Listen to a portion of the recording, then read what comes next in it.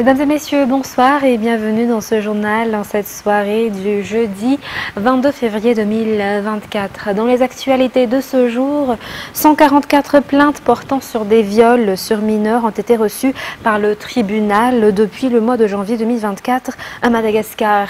Ce phénomène se manifeste presque quotidiennement. L'avenir de l'enfant violé est détruit. C'est pourquoi le gouvernement a confirmé hier lors du Conseil des ministres que des peines sévères, à savoir la castration, devrait être appliquée à ceux qui ont été jugés coupables d'un tel crime. Rose Christelle, Rakout Malal. À Noussibé, en janvier dernier, une petite fille âgée de 11 ans est morte à la suite d'un viol qu'elle a subi. Ses organes génitaux ont été irrémédiablement endommagés. Les violeurs sont indifférents à l'état de leur victime, car cette fille, par exemple, est handicapée, incapable de parler et incapable de bouger. Souvent, elle est seule à la maison et c'est alors que son propriétaire l'a violée. L'auteur est actuellement en attente de son jugement à la prison de Tiafa. Les conséquences des viols sur mineurs sont graves. En plus des séquelles psychologiques sur l'enfant, une grossesse non désirée peut également survenir, voire même l'infertilité de l'enfant, explique le docteur Fid Barnien. Les cas de viol suscitent confusion et peur dans la société, notamment pour les parents. Ils sont donc favorables à la castration des auteurs. Cela a d'ailleurs été approuvé par l'Assemblée nationale et le Sénat. Le président de la République a également confirmé hier en Conseil des ministres que la castration devrait être à ceux qui ont été jugés coupables. Après tout, Madagascar jouit d'une souveraineté nationale. Les autres pays ne devraient donc pas s'immiscer dans les décisions qu'il prend, soutient la ministre de la Justice, Rajia Manatenassou, l'Inde Boulatine. De nombreux pays à travers le monde, comme les États-Unis, l'Allemagne, le Danemark, la Belgique, la Suède, le Canada, la Norvège, la Pologne et la Corée du Sud, ont recours à la castration comme peine pour ceux qui violent des mineurs. Aux États-Unis, par exemple, il a été mis en œuvre en 1996. Entre 1996 et 2006, le taux de viol d'enfants a diminué de 47%. C'est après la mise en place de la loi liée à la castration chimique dans ces pays que le nombre de dénonciations a augmenté. En Corée du Sud, par exemple, cette méthode a été mise en œuvre en 2013. Et en 2016, 29 674 cas ont été signalés. Et ce chiffre est passé à 42 251 en 2020, car les victimes osent dorénavant dénoncer.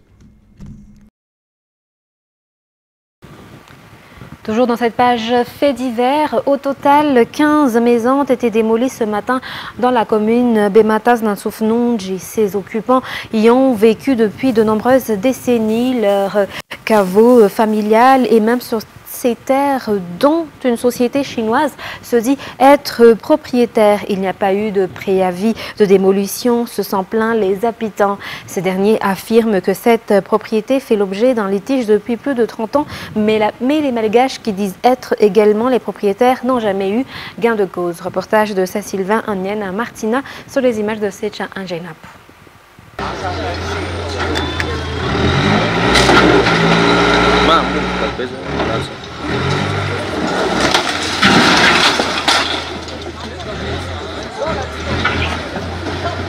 Des maisons, des biens construits et mis en valeur depuis de nombreuses années, détruits par des engins en quelques minutes seulement.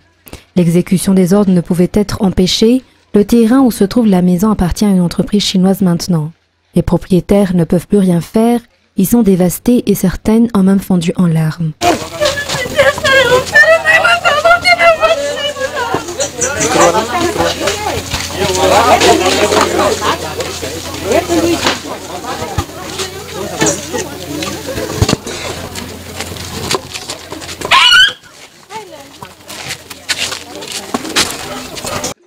Quinze toits ont été démolis ici à Bematas en Nansoufnounji, commune Sabutsnamen.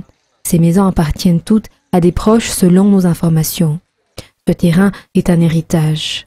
Cette famille n'a appris qu'hier que l'entreprise chinoise qui a acquis le terrain viendrait démolir la maison. Ce terrain de 7 hectares aurait été acquis par une entreprise chinoise. Le litige foncier a commencé en 1973 lorsque le titre du propriété avait été perdu lors d'un cambriolage. Par la suite, le criminel a été arrêté et emprisonné, mais il a déjà vendu le terrain et a refusé de le restituer depuis 1997 selon les explications. D'après les documents, l'entreprise chinoise a pour lui la loi. Néanmoins, les malgaches propriétaires souhaitent que l'on considère leurs droits dans cette affaire, cela même si les documents existants donnent gain de cause à la société chinoise.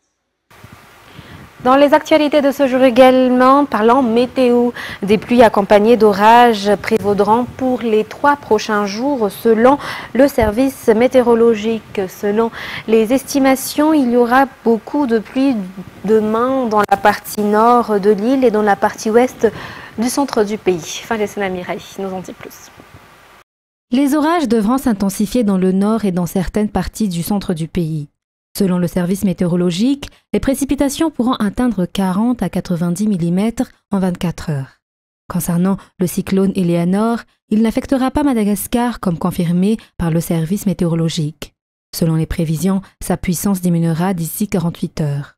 Le temps sera sec dimanche sur le centre et l'ouest de Madagascar, selon toujours les informations émanant du service de la météorologie.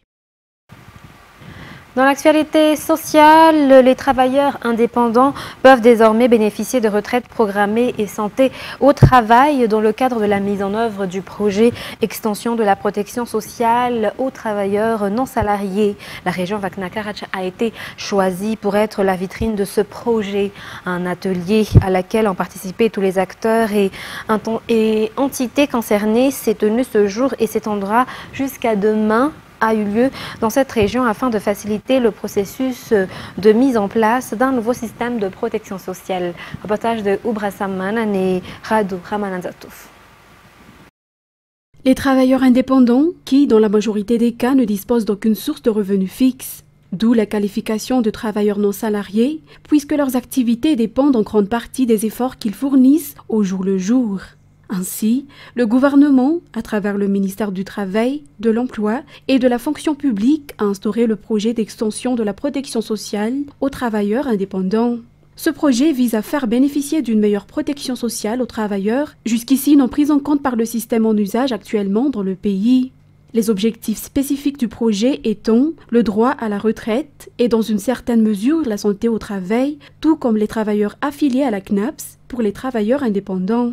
Sachant que le travail indépendant touche notamment le secteur primaire et que la population malgache est composée majoritairement de paysans selon les informations. Un atelier sur ce projet d'extension de la protection sociale aux travailleurs indépendants ou non salariés s'est tenu ce jour à Tirabé avec la participation des autorités locales ainsi que des partenaires et autres parties prenantes dans la mise en œuvre de ce projet gouvernemental. Le but étant de collecter tous les renseignements et informations nécessaires à l'élaboration d'un nouveau système de protection sociale, incluant les travailleurs indépendants. La région Vakna-Karachi a été choisie pour être la vitrine du projet d'extension de la protection sociale, mis en œuvre par le ministère du Travail, de l'Emploi et de la Fonction publique. Par ailleurs, la ministre de tutelle, Razakabona Anchaftiaven, a également renforcé la sensibilisation sur l'importance ou la nécessité pour les travailleurs de s'orienter vers le circuit formel dans l'exercice de leurs activités respectives.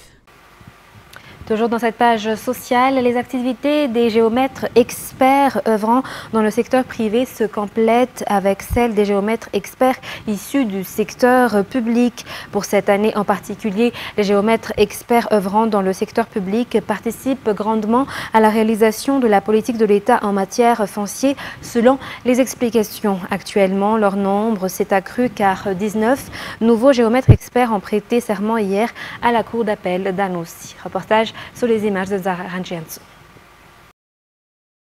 Dans le passé, le manque d'équipement était souvent la première cause de problèmes en matière d'arpentage. Aujourd'hui, cependant, en raison du développement de la technologie et de la réforme de la loi régissant les géomètres, le travail de géomètre expert tend vers le professionnalisme, selon le président de l'Ordre des géomètres experts.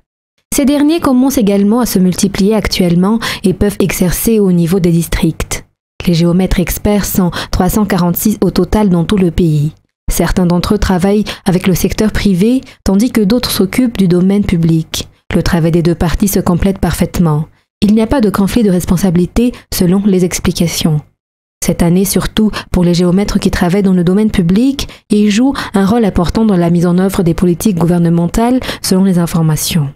Par ailleurs, leur nombre a augmenté aujourd'hui car 19 nouveaux géomètres experts ont prêté serment à la cour d'appel d'Anous et ont reçu leur certificat de prise de fonction officiel.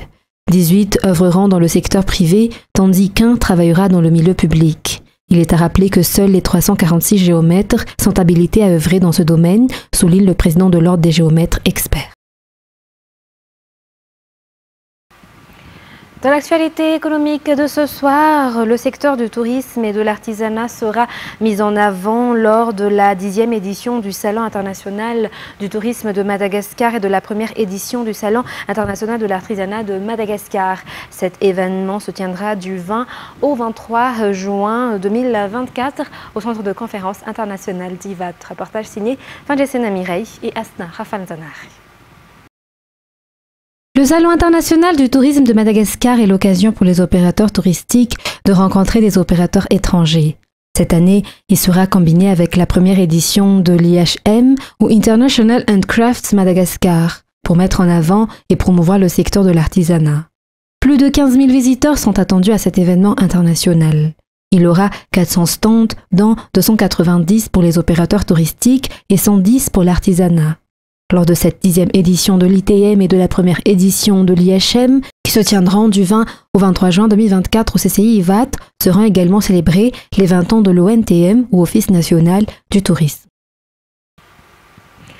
Parlons à présent de Miss Monde. Ansal Radzuil a remporté aujourd'hui la première place du concours de course à pied durant le concours Miss Monde, le sport qui est l'un des principales épreuves de ce concours de beauté. La 71e édition du Miss Monde qui se déroule en Inde. 120 jeunes femmes y participent et jusqu'à présent, selon la tendance générale, Ansal Radzuil, Miss Madagascar, figure parmi les candidates les mieux placées aux côtés de Miss Moldavie, de Miss Bolivie, de Miss Tunisie et de Miss Liban. Outre le sport, les candidates de Miss Monde seront jugées sur leur talent, la mode et le secteur numérique, mais surtout leurs projets.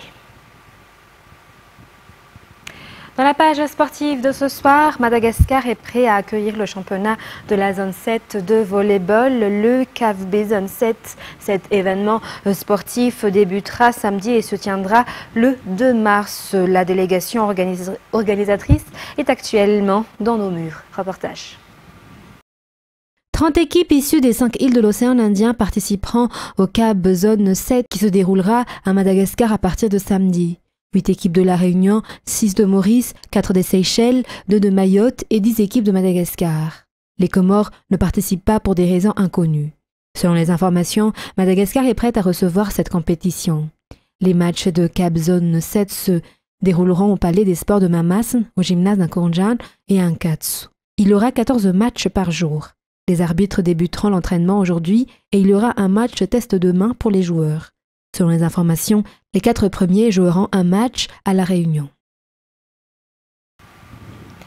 Dans les actualités internationales de ce soir, 3 hommes ont ouvert le feu jeudi sur des automobilistes près de la colonie de Maal à Boumim, située sur une autoroute entre Jérusalem et la mer Morte en Cisjordanie occupée. La police israélienne, une personne a été tuée et 8 autres blessés. Selon les services de renseignement intérieur israéliens, les assaillants sont de jeunes adultes palestiniens. France 24. Oui, absolument. Alors, ce n'est pas la première fois qu'il y a des attentats en Cisjordanie depuis 7 octobre et même avant, puisque les mois précédents ont été extrêmement tendus. Mais là, ça se produit tout près de Jérusalem. Ma'ale Adoumim en Cisjordanie, c'est une banlieue de Jérusalem, une banlieue dortoir où chaque matin, eh bien, des milliers d'Israéliens se rendent vers Jérusalem, qui est située à environ 10 km à peine de cette implantation, et il y a traditionnellement un embouteillage tous les matins, et c'est dans cet embouteillage que les terroristes palestiniens ont ouvert le feu, donc sur des automobilistes, vous l'avez dit, tuant au moins un Israélien et en blessant 8. C'est un attentat qui a déclenché immédiatement la fureur du ministre de la Police, Itamar Ben-Gvir, qui s'est rendu sur place, qui a expliqué aux caméras que la lutte continuerait plus que jamais contre les groupes armés palestiniens en Cisjordanie, mais il est évident que dans ce contexte, avec les images que l'on vient de voir à Gaza, eh bien, la situation est extrêmement tendue. Alors on a craint depuis le début une véritable explosion, une nouvelle intifada en Cisjordanie. Ça ne s'est pas produit, mais il y a tout de même ce climat de tension permanent avec la manifestation de cet attentat ce matin.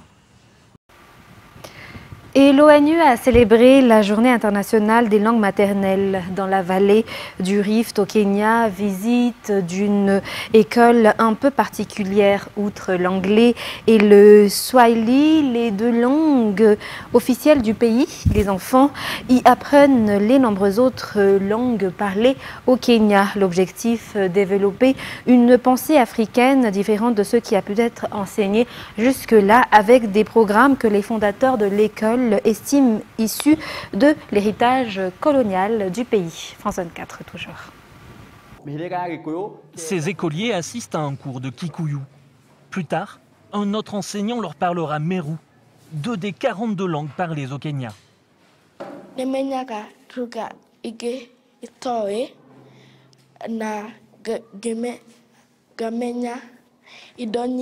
Igwaga wega na njiguaga ta niĩ nĩ Mũgĩkũyũ kuma tene ũbatairwo gũkorwo ũkĩaria nao tondũ mũtingĩka wĩra mũtaranyitana. Ici, le programme scolaire diffère de celui des autres écoles du pays. Afro-centré, il doit faire découvrir et aimer les différentes cultures africaines aux enfants. Grâce à ma langue maternelle, je ne suis pas colonisée. La fondatrice de l'établissement espère répandre ce modèle dans le reste du Kenya, voire même ailleurs dans le monde.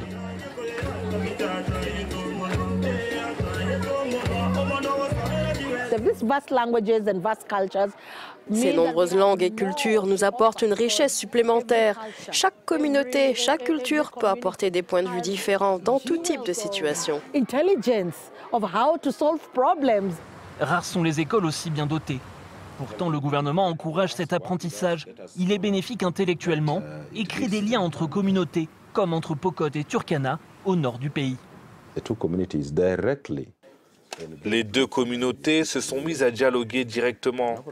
Elles organisent des activités entre elles. Ces échanges entre communautés promeuvent la paix, alors que traditionnellement, il y a de nombreux conflits entre elles. L'Institut a développé des livres d'école en 20 langues différentes. D'ici 3 ans, les 42 communautés du pays devraient avoir leur manuel. La guerre en Israël et le Hamas a des répercussions sur l'économie du pays, notamment le secteur du bâtiment. Depuis le 7 octobre, près de 160 000 travailleurs palestiniens ont perdu leur permis de travail. Alors, pour faire face à ce manque de main-d'œuvre, le gouvernement israélien a mis sur pied un vaste plan d'immigration. Des travailleurs indiens commencent à arriver dans le pays. France 24. Dans le hall de l'aéroport Ben Gourion, un groupe de voyageurs est attendu impatiemment. Ils sont 48 travailleurs migrants venus d'Inde pour rejoindre les chantiers israéliens. Car le secteur connaît une crise inédite depuis le début de la guerre contre le Hamas.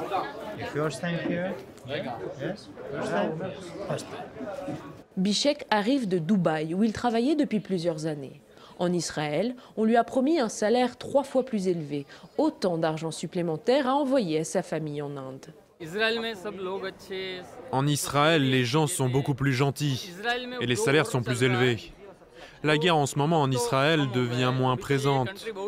Et puis ce pays est puissant, alors nous n'avons pas peur.